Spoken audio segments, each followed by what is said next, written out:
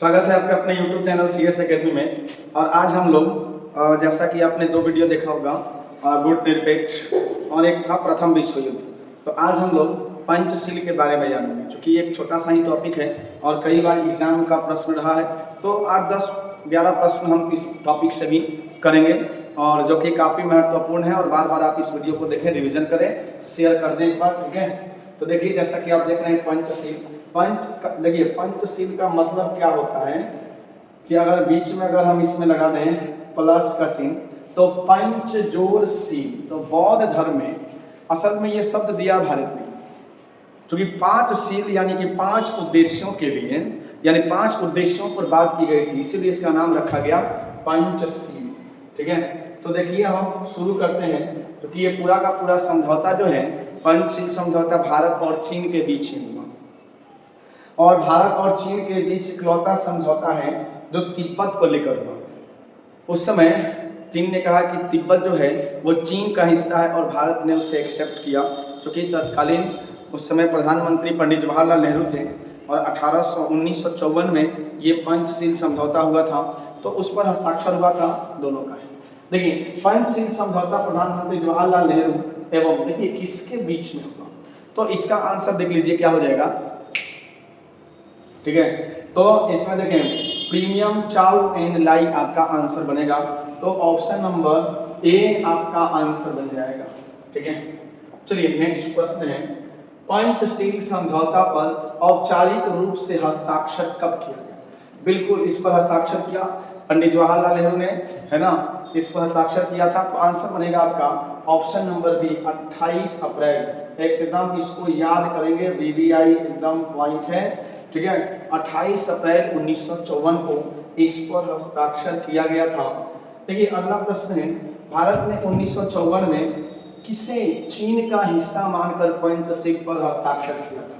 देखिए, किसे चीन का हिस्सा माना? तो देखिए, लद्दाख, तिब्बत, अरुणाचल प्रदेश और भूटान। तो आपका जो इसमें करेक्ट आंसर होगा वह होगा तिब्बत। तिब्बत को चीन का हिस्सा मानकर उसने हस्ताक्षर किया था।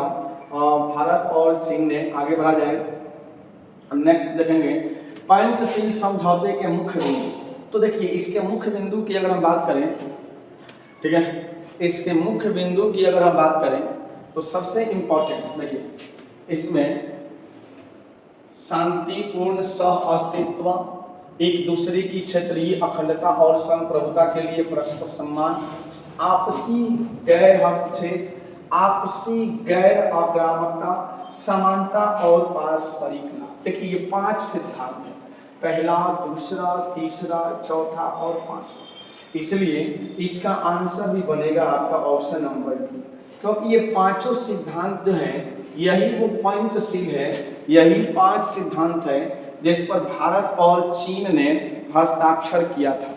और मूल रूप से इन 5 सिद्धांतों को लागू करना इन दोनों देशों के लिए आवश्यक भी था, ठीक है भाई। हम एक दूसरे की क्षेत्रीय अखंडता में सहयोग करेंगे, संप्रभुता के लिए परस्पर सम्मान और आपसी गैर हस्तक्षेप, आपसी गैर आक्रामकता, समानता और पारस्परिक लाभ। तो ये आपका आंसर बनेगा ऑप्शन नंबर बी, ठीक है। चलिए, नेक्स्ट देखें, तो भारत, देखिए सबसे पहले तो इन प्रश्नों को पढ़ें, ठीक है। कि भारत और चीन द्वारा पंचशील की घोषणा।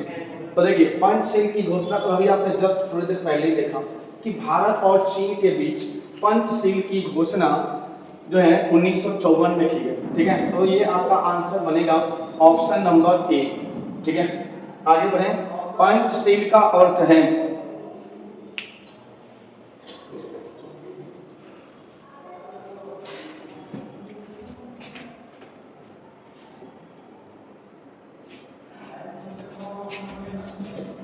चलें भाई, पंचशील का अर्थ देख लीजिए। पंचशील का अर्थ क्या है? देखिए, सबसे पहले तो इन तीनों पॉइंटों को पढ़ेंगे। इसे ऐतिहासिक बौद्ध शिलालेखों से लिया गया, बिल्कुल करेक्ट। यह बौद्ध भिक्षुओं के व्यवहार को निर्धारित करने वाले 5 निषेध हैं, बिल्कुल सही है। और कह रहे हैं कि पंच जोड़ शील यानी कि 5 शीलों से मिलकर बना है। तो बिल्कुल आपका आंसर बनेगा ऑप्शन नंबर डी, ये सभी सही है। चलिए आगे बढ़ा जाए। किस समझौते ने भारत और चीन, देखिए दोनों, भारत और चीन दोनों तनाव को कम कर दिया, इन दोनों में तनाव को कम कर दिया, ठीक है। तो आप इसको पढ़ें, कैलाश मानसरोवर यात्रा का नया मार्ग, ये भी सही है। ये चीन के साथ हमारी समझौता हुई है कि कैलाश मानसरोवर के लिए नया मार्ग बनेगा, बन गया है। 5 वर्षीय ट्रेड पॉलिसी भी चीन के साथ है, ये भी सही है।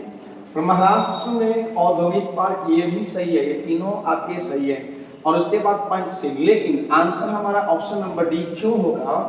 क्योंकि ये बोला कि किस समझौते ने भारत और चीन में तनाव को कम कर दिया। तो तनाव को कम करने वाला अगर बात करें तो समझौता हमारा था पंचशील समझौता। तो आप देखिए कि प्रश्न काफी महत्वपूर्ण है। चैनल को लाइक, शेयर और सब्सक्राइब, अगर आप देख रहे हैं तो आप सब्सक्राइब अवश्य करें। आगे बढ़ा जाए, नेक्स्ट क्वेश्चन देखेंगे। पंचशील शब्द निम्नलिखित में से किस विकल्प से संबंधित? देखिए ये 4 ऑप्शन दिए हुए हैं और चारों में किससे संबंधित है? देखिए मौलिक कर्तव्य, नीति आयोग की संरचना, अंतरराज्यीय संबंध और भारत की विदेश नीति। तो देखिए आपका आंसर बनेगा ऑप्शन नंबर डी। तो भारत की विदेश नीति है और भारत ने अपने विदेश नीति के अंतर्गत ही चीन के साथ 1954 में पंचशील समझौता किया और पंचशील समझौते पर हस्ताक्षर भी किया, ठीक है। क्योंकि मौलिक कर्तव्य हमारे संविधान का हिस्सा है, इसलिए आपका आंसर बनेगा ऑप्शन नंबर डी। नेक्स्ट प्रश्न की बात करें, पंचशील की अवधारणा किसने दिया था? ठीक है, तो देखिए सबसे पहले हम पंचशील की अवधारणा की बात करें तो ये भारत ने दिया, ठीक है। आप एकदम निश्चित तौर पर देखें उस समय पंडित जवाहरलाल नेहरू थे तो भारत ने ही पंचशील की अवधारणा दिया था, एक कॉन्सेप्ट दिया था, ठीक है। तो तब उस समय कांग्रेस की सरकार थी और कांग्रेस की सरकार में भारत को उसी के हिसाब से चलना पड़ता था। लेकिन आज स्थिति कुछ अलग ही है, आज चीन को भारत के हिसाब से चलना पड़ रहा है, ठीक है। तो आगे बढ़ा जाए, किस वर्ष में भारत ने चीनी आक्रमण का सामना? देखिए जब हमारा देश आजाद हुआ तो भारत और चीन के बीच में युद्ध हुआ।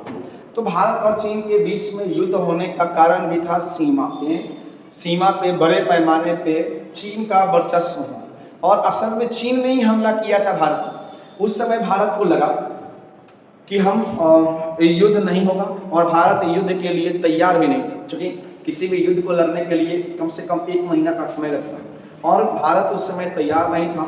तो 1962 में चीन ने भारत पर हमला किया था और अक्साई चीन जो भारत का हिस्सा है उसे चीन ने अपने सीमा में ले लिया, यानी कि उस पर कब्जा कर लिया। जो भारत की भूमि चीन ने कब्जा किया उसे अक्साई चीन कहा जाता है। तो 1962 में फिर चाइना के ही द्वारा इसको युद्ध विराम भी दिया गया। चलिए आगे बढ़ा जाए। नेक्स्ट, भारत चीन युद्ध के संबंध में निम्नलिखित में से कौन सा कथन सही है? देखिए सबसे पहले हम देखेंगे 1954, अभी आपने देखा कि पंचशील समझौता हुआ। चीन और भारत शांतिपूर्ण सह अस्तित्व के 5 सिद्धांतों पर सहमत हुए थे, करेक्ट है। भारतीय प्रधानमंत्री जवाहरलाल नेहरू ने हिंदी चीनी भाई भाई का नारा दिया, हिंदी चीनी भाई भाई का नारा दिया था पंडित जवाहरलाल नेहरू ने। 1960 के दशक के उत्तरार्ध में पंचवर्षीय योजनाओं के पीछे युद्ध का एक कारण बन गया।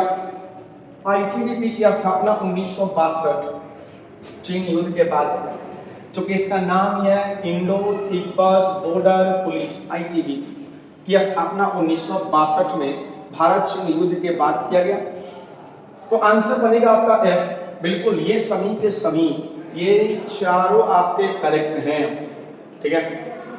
चलिए नेक्स्ट, तो हमने देखा भाई कि इसमें कुल 11 ही प्रश्न हैं, तो आप इस 11वें प्रश्न को अच्छे से याद कर लें, ठीक है। चैनल को लाइक शेयर और सब्सक्राइब कर दें।